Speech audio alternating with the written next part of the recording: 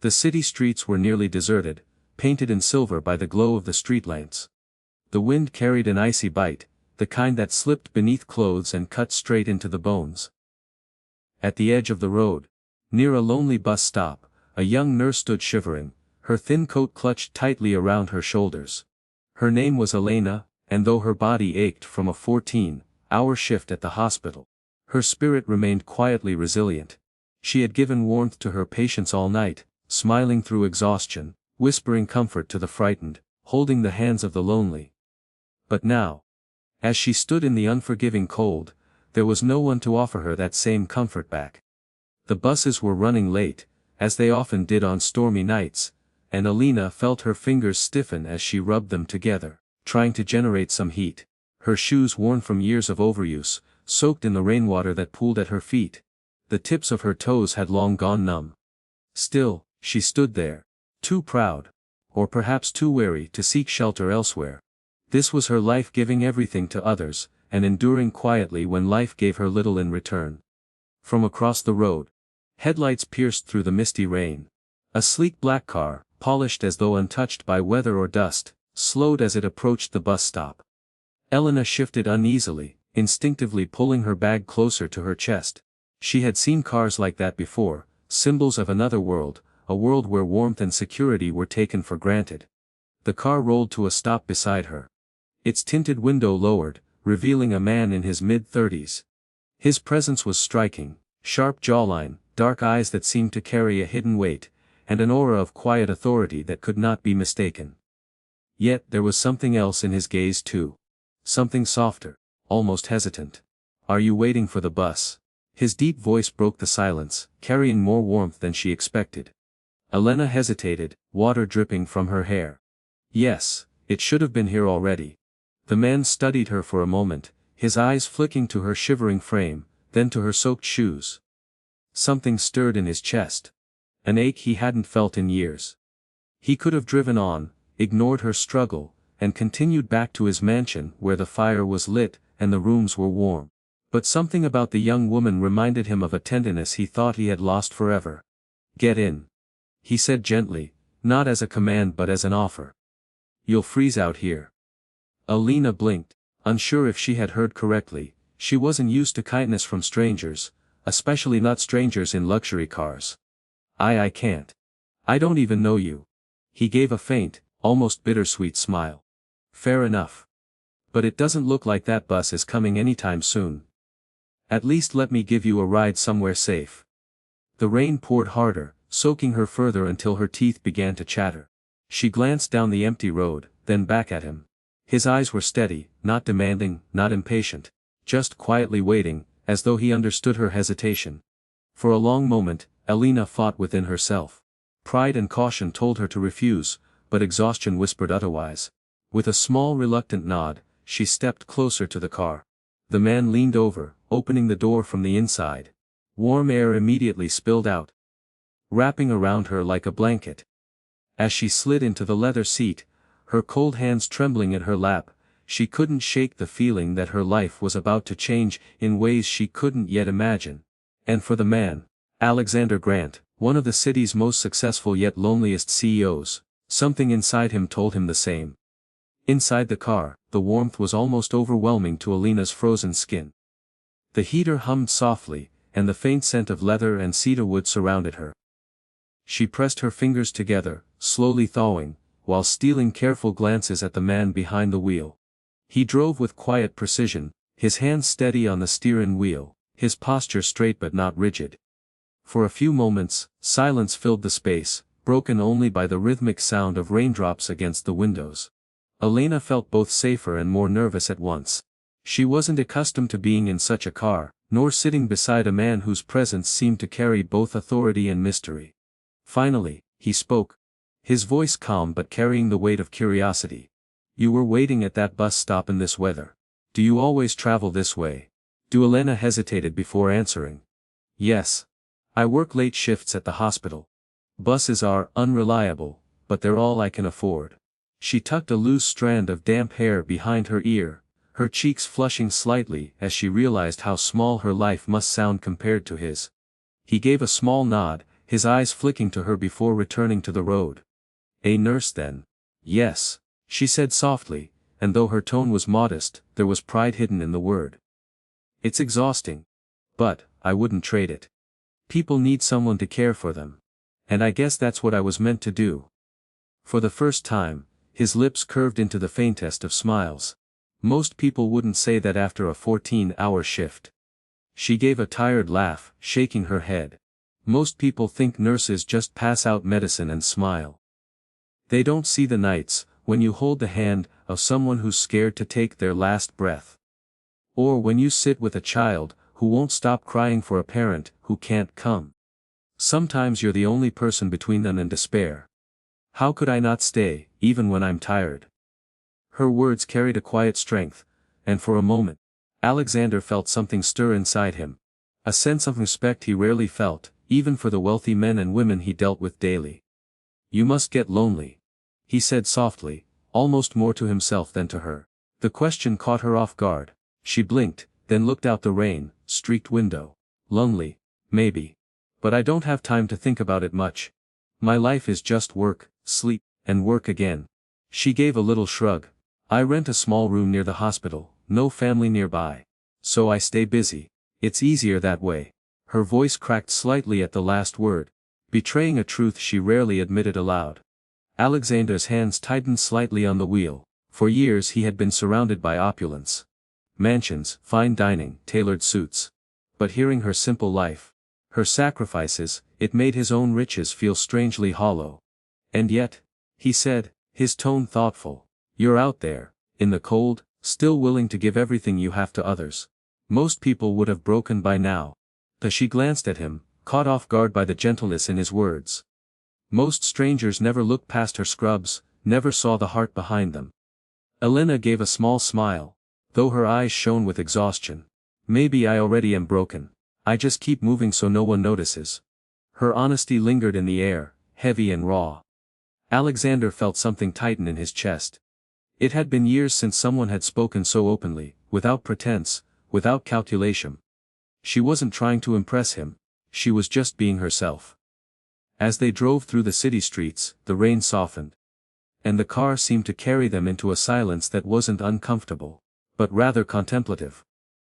Alina leaned her head slightly against the window, watching the world blur by in droplets of water. She had no idea that the man beside her was one of the wealthiest, most influential figures in the city. To her he was simply a stranger who had shown kindness when she needed it most. And to Alexander, she was no longer just a stranger. She was a woman who carried warmth in her weariness, compassion in her exhaustion. Something money could never buy. For the first time in years, he felt the faintest flicker of something he thought he had lost forever: hope. The car slowed as it turned onto a quieter street, lined with small cafes and bakeries, whose warm lights spilled out into the damp night. Alexander glanced at Elena, noticing how fatigue weighed on her features. Yet there was still a soft light in her eyes. Have you eaten? He asked suddenly. Elena blinked, surprised by the question. Not really. I was planning on making something when I got back. He nodded toward a cafe still open on the corner. Let's stop for coffee. You'll warm up better there than waiting in that drafty bus shelter. Her first instinct was to decline. She didn't want to impose, didn't want to feel indebted. But her stomach betrayed her with a low growl. And her shivering body reminded her that warmth and food were luxuries she couldn't turn away from tonight. She hesitated only a moment before nodding. Inside, the cafe was cozy. The scent of roasted beans and fresh pastries wrapping around them like a blanket. They chose a corner booth, away from the handful of late-night customers. The waitress, recognizing Alexander instantly, greeted him respectfully, but he brushed it off with quiet politeness, not wanting attention. Alina wrapped her hands around the steaming cup of coffee, sighing as warmth seeped into her fingers. For the first time all night, she felt her body relax. Alexander, however, sat with his back straight, his gaze fixed on her as though he were carefully weighing something in his mind. Finally, he broke the silence. You work so hard and yet, you walk home alone in the freezing rain to an empty room. Alina frowned slightly, unsure how to respond. That's just life. Not everyone gets comfort and security. I've learned to live with what I have. His eyes darkened, the words stirring something inside him. He leaned back slightly, exhaling before speaking again. Do you know what it's like to have everything money can buy, and still feel completely empty? The question was so unexpected that she looked up from her cup, meeting his gaze. No, she said softly. I can't imagine that. To me, money would solve everything. He gave a bitter smile, one that didn't reach his eyes. It doesn't, believe me. Violina tilted her head, curiosity overcoming her caution. Then what's missing? For a moment Alexander was silent. His jaw clenched and his hands tightened around his cup. Memories flickered before his eyes. His wife's laughter echoing in their once happy home. The sound of his daughter's small cries after she was gone, the endless boardrooms filled with shallow conversations and greedy smiles. My wife, he finally said, his voice low but steady. She died 5 years ago.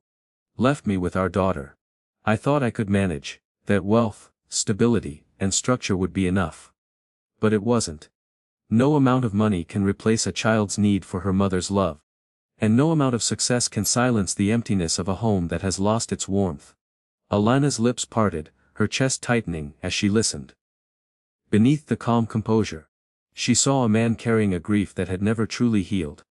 I've done everything I can for my little girl. Alexander continued, his voice softening now, almost vulnerable. She has the best clothes, the best education, the best care.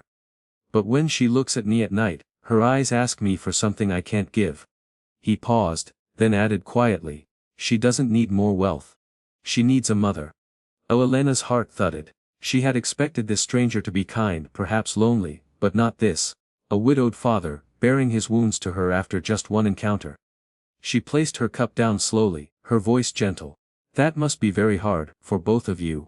His gaze locked onto hers, steady, intense, but not unkind. It is, and when I saw you tonight, shivering, yet still carrying a strength I rarely see, I thought, maybe this is fate's way of crossing paths. You need a home. And I need a mother for my daughter. The words hung in the air between them, heavy, almost unreal. Elena's breath caught her eyes wide. What? Alexander leaned forward slightly, his voice calm, not desperate, not rushed. I'm not asking for an answer now. I'm not offering you riches or pretending this is simple. I'm offering you a chance. A home where you won't have to stand alone in the cold anymore. A family that needs you as much as you need them. Elena's hands trembled against her cup. Her heart raced, torn between disbelief, and something deep within her that longed for exactly what he spoke of. She had no idea whether to laugh, cry, or run. But one thing was certain, her life was no longer the same as it had been just hours ago, and neither was his. Elena's coffee had gone cold. Yet her hands still held the cup as though clinging to it for stability. Alexander's words swirled in her mind, too heavy, too sudden, too impossible to ignore. You need a home, and I need a mother for my daughter. She swallowed hard, her pulse racing. Mr. Grant, she finally whispered, her voice trembling. What you're saying, it doesn't make sense. You don't know me. I'm just a nurse. A stranger you happened to meet on a rainy night. Alexander's gaze remained steady, his tone calm but filled with quiet conviction. I know more than you think. I see someone who gives even when she has nothing left to give. Someone who stands in the cold alone, yet still holds her head high. That's more than most people I meet in boardrooms or parties. Money doesn't reveal character. Hardship does. And I've seen yours tonight. Her chest tightened at his words. She wanted to believe him, wanted to let those words wash over her like a balm. But years of loneliness and struggle had built walls around her heart. Elena shook her head, looking down. I don't belong in your world. I live paycheck to paycheck. I don't wear gowns or dine in places like this.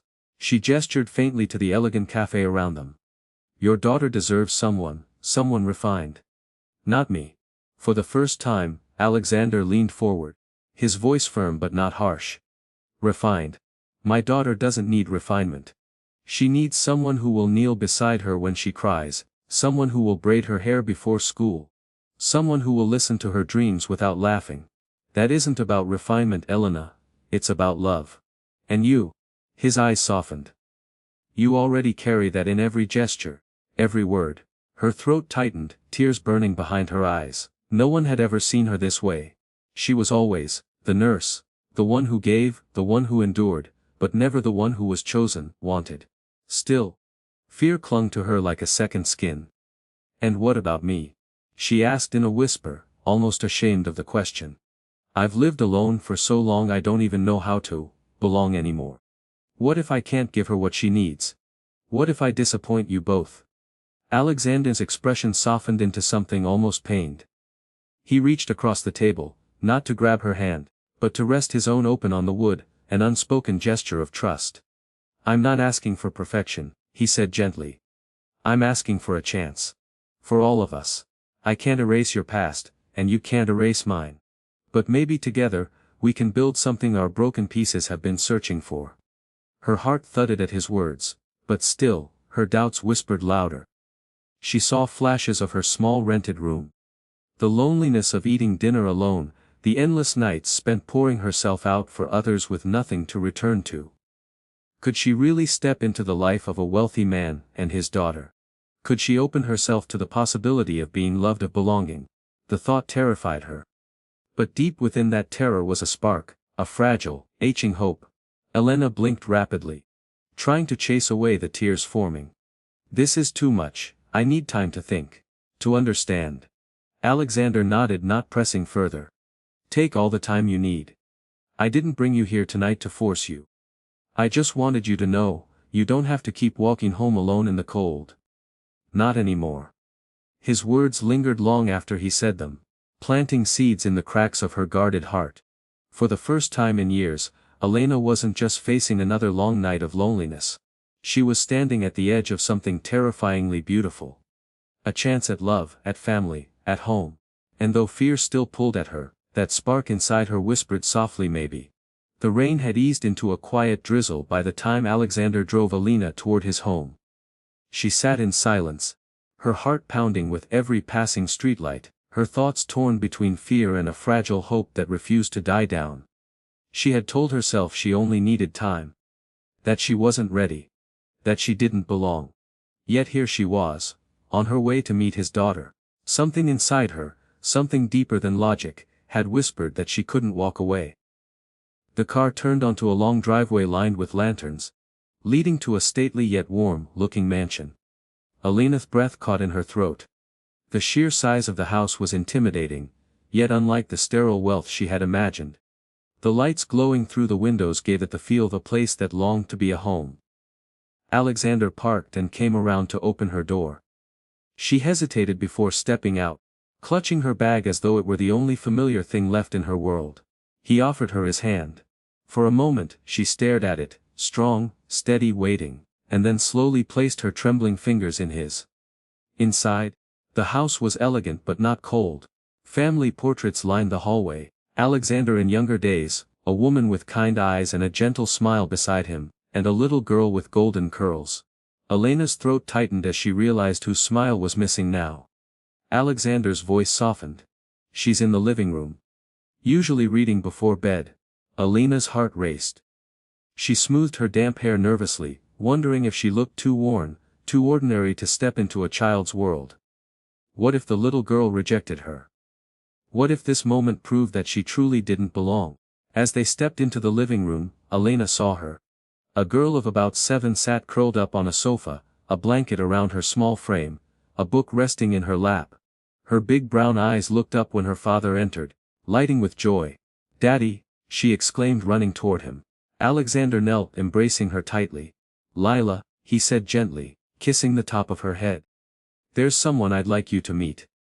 The little girl peeked around him, her gaze falling on Elena.